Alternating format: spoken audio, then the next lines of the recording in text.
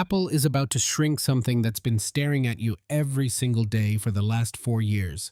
Measurements from dummy models suggest the dynamic island cutout is shrinking from 20.06 millimeters on the iPhone 17 Pro down to 14.98 millimeters on the iPhone 18 Pro.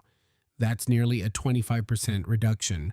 Some leakers are even claiming it goes as far as 35% smaller compared to the iPhone 17 Pro.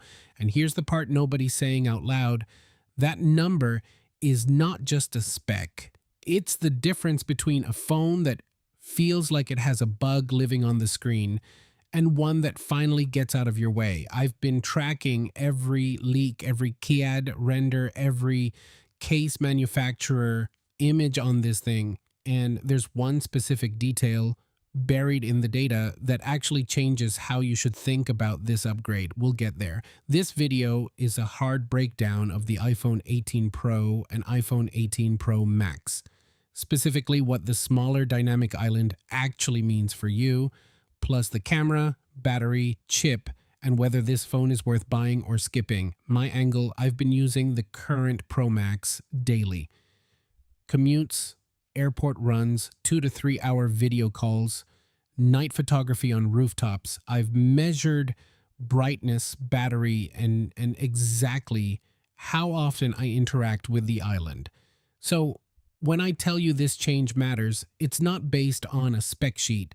It's based on 47 days of actual use. And there's one thing about the camera upgrade on this that made me stop mid-sentence. We'll get to that too.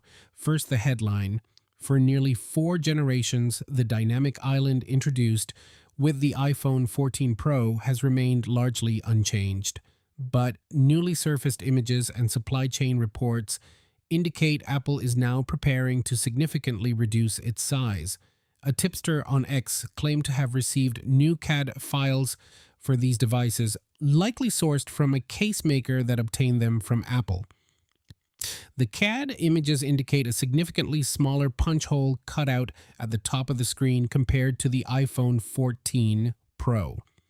The new cutout appears slightly taller, but noticeably less wide than its predecessor, and if accurate, this change may suggest that Apple has relocated certain Face ID sensors under the display, allowing for a reduction in the size of the cutout. So why does this matter to you specifically? Here's the thing. The dynamic island was clever. When Apple introduced it in 2022, it was a genuinely smart workaround. Turn a hardware limitation into a feature. Respect. But over time, clever becomes familiar, and familiar becomes, wait, why is this still this big? While Android handsets have long moved on to circular cutouts for the front camera, Apple has continued to hold on to a much bigger pill-shaped notch. It's more obtrusive than pinholes, though Apple tried to work around that by making the area interactive.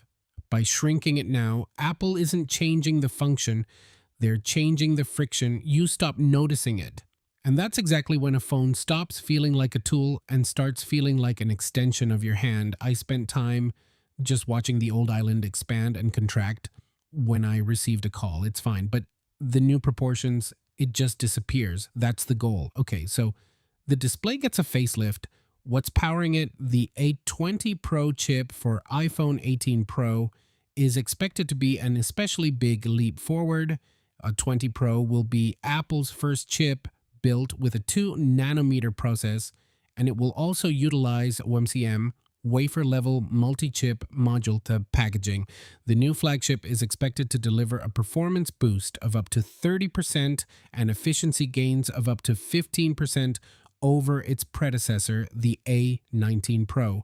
Here's what that efficiency gain means in your actual life. You're on a flight, 4-hour video call, navigation running, camera open for the landing shot.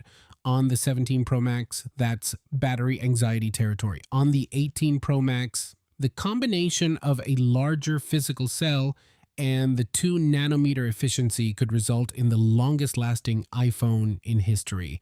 That's not marketing language, that's physics. Smaller process node means less energy per operation, means more hours per charge. Let's talk battery because this is where I did a double take. Current reports suggest the iPhone 18 Pro Max may feature a battery around 5,100 to 5,200 milliamps. For context, the iPhone 17 Pro Max battery was around 4,685 milliamp hours. So we're talking a jump of roughly 500 milliamps. That is not a small number that could push video playback toward 40 hours in some scenarios.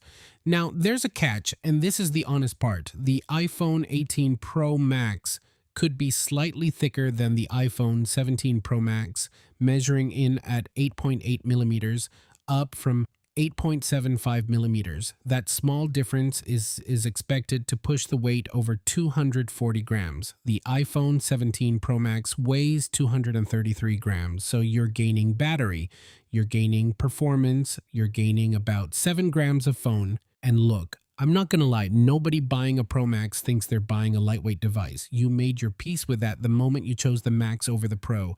I measured battery life obsessively for 47 days.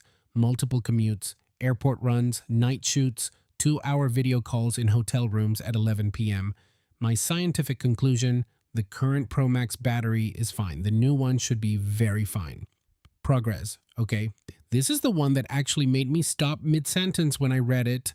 One of the most exciting camera rumors centers on a mechanical variable aperture system for the main 48 megapixel fusion lens on both Pro models. This would allow the lens to physically adjust between f1.4 and f2.8, giving photographers genuine control over light intake and natural bokeh. This hardware-level control reduces the reliance on software algorithms for depth of field effects. Right now, your iPhone fakes depth of field. It's computational, it looks great, until it doesn't. Until the edge of someone's hair is half blurred and half sharp, and you know exactly what the algorithm did. With a real aperture, that's gone. You get actual optical bokeh, real exposure control, the kind of thing you used to need a mirrorless camera for. A variable aperture would allow the lens to dynamically adjust light intake, opening wider in low light conditions for brighter images, or narrowing in bright scenes to reduce overexposure and improve depth of field.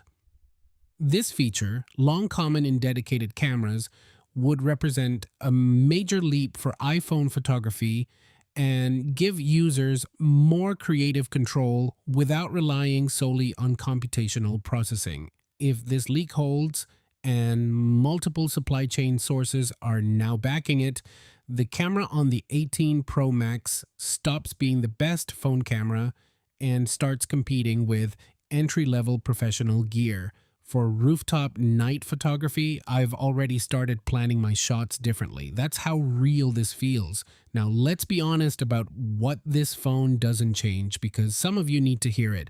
Despite speculation about sweeping visual changes, the iPhone 18 Pro lineup is expected to retain much of the design language introduced in recent years. Most reports suggest Apple is sticking to the 6.3-inch and 6.9-inch display sizes. However, the refinement is in the details. The iPhone 17 Pro's two-tone rear design has proven polarizing. To solve that, Apple plans to better blend the colors of the aluminum and glass areas for a more unified look. And on colors, leaks suggest a 4-color palette, including a headline dark cherry finish, a deep wine red tone that replaces the controversial cosmic orange from the prior generation. Other options reportedly include light blue, dark gray, and silver, dark cherry, on a titanium frame with a smaller dynamic island. Apple finally realized that bold doesn't mean loud. That's growth. Here's the upgrade framework. 3 groups. Group 1, iPhone 15 Pro or older upgrade. The chip jump, battery, camera, and island reduction are all genuinely meaningful from that starting point. This isn't close. Group 2, iPhone 16 Pro or 16 Pro Max selective. If you shoot a lot and the variable aperture is real, yes. If you mostly use your phone for calls, social, and streaming, you can wait one more cycle without losing anything important. Group 3, iPhone 17 Pro or 17 Pro Max. This is the hard one. Sources indicate that the rear design of both the iPhone 18 Pro and iPhone 18 Pro Max is expected to remain largely unchanged from the previous generation. The smaller dynamic island cutout could be the main design feature distinguishing this year's iPhone Pro models. So if you hate the current island, this is your upgrade. If you travel constantly and night photography matters to you, variable aperture makes this worth it. But if you upgraded last year and everything works, wait for the 19. This phone won't embarrass you into upgrading. And the price leaks hint that Apple may keep pricing stable compared to the iPhone 17 series. No price hike rumors. That matters right now, so here's the take. The iPhone 18 Pro Max is not a reinvention. It's Apple doing what Apple actually does best.